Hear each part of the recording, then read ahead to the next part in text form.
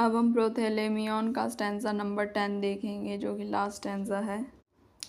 From those high towers this Nobel Lord issuing, यानी उन ऊंचे टावरों से यह पिछली पंक्तियों में वर्णित जो लंदन के महत्वपूर्ण स्थान की ओर इशारा करता है जहां वह कुलीन व्यक्ति रहता है। दिस नोबल लॉर्ड इशूइंग, यह महान स्वामी निकलते हुए, like radiant Hesper with his golden hair, यानी चमकते हुए हैस्पर की तरह। हैस्पर शाम के तारे यानी शुक्र ग्रह को कहा जाता है, जो सूर्यास्त के समय बहुत तेज चमकता है। In the ocean billows he has bathed fair, यानी जैसे उसने अपने सुनहरे बाल सागर की लहरों में खूबसूरती से धोए हों। यह एक काव्यात्मक रूपक है जो उस कुलीन व्यक्ति की सुंदरता और तेज को हैस्पर के चमकने से तुलना करता है। तो बिलोवर्स का मतलब लहरें होता है और बैथ फेयर का मतलब होता है खुशियों से धोया हुआ। Descended to the river open viewing, नदी के खुले दृश्य तक उतरे।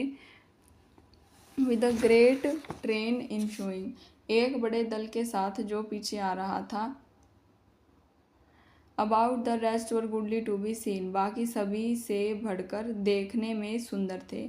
To gentle knights of lovely face and features, दो नाइट आए जिसका बहुत ही अच्छा फेस था और फीचर्स थे, चेहरे के हाव भाव आकृति। Be seeming well the bower of any queen, अच्छी तरह से शोभा देते हुए किसी भी रानी के कक्ष को। उनकी सुंदरता ऐसी थी कि वे किसी भी रानी के कक्ष की शोभा बढ़ा सकते थे।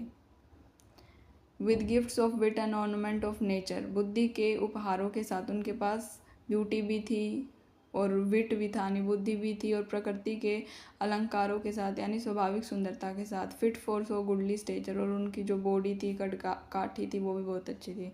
That like the twins of love they seemed in site, कि वे जोव के जुड़वा बच्चों की तरह दिखते थे। जोव यानी ज्यूस के जुड़वा बच्चे अपोलो और अर्टेमिस थे, जो सुंदरता और तेज के लिए जाने जाते थे। Which deck the broidery of the heaven bright, जो उज्ज्वल आकाश की पेटी को सजाते हैं। तो यहाँ यह आकाश के तारों या नक्षत्र को संदर्भित कर रहा है जो आकाश को सजाते हैं। They two forth pacing to riverside, वे दोनों आगे बढ़ते हुए नदी के किनारे की ओर। Received those two fair brides their lovers delight, उन दो सुंदर दुल्हनों को प्राप्त किया अपने प्रेम के आनंद को। ये दो शूरवीर उन दो सुंदर दुल्हनों से मिले जिनका पहले वर्णन किया गया था। शायद वे दो हंस हैं जिन्हें मानवीय रूप में दर्शाया जाता है। विच एट दैट अपॉइंटेड टाइम, यानी जो नियत समय पर अपॉइंटेड टाइम पर थे। Each one did make his bride, यानी प्रत्येक ने अपनी दुल्हन बनाई, यानी उन दो शूरवीरों ने उन दो सुंदर दुल्हनों से विवाह किया। Against their bridal day which is not long, उनके विवाह के दिन के लिए जो दूर नहीं। तो फिर इसमें है क्या बताया गया है, समरी में समझते हैं कि वह महान स्वामी ऊंचे टावरों से निकलता है हैस्पर की तरह चमकता हुआ और नदी के किनारे की ओर उतरता है। उसके पीछे एक बड़ा दल होता है, उस दल में दो सुंदर और सज्जन शूरवीर होते हैं। ठीक है, नदी के किनारे की ओर उतरता है और उसके पीछे एक बड़ा दल होता है, उस दल में दो सुंदर और सज्जन शूरवीर होते हैं जो किसी भी रानी के कक्ष की शोभा बढ़ा सकते हैं।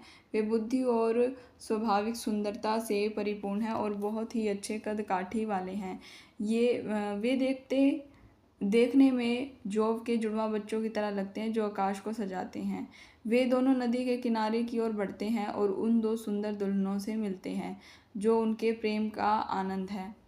नियत समय पर प्रत्येक शूरवीर अपनी दुल्हन बनाता है। कवि फिर से उनके आने वाले विवाह के दिन का उल्लेख करता है और थेम्स नदी से धीरे धीरे बहने का आग्रह करता है जब तक उनकी कविता समाप्त नहीं हो जाती। यह खंड उस विवाह समारोह का वर्णन करता है जिसकी पिछली पंक्तियों में तैयारी की जा रही थी।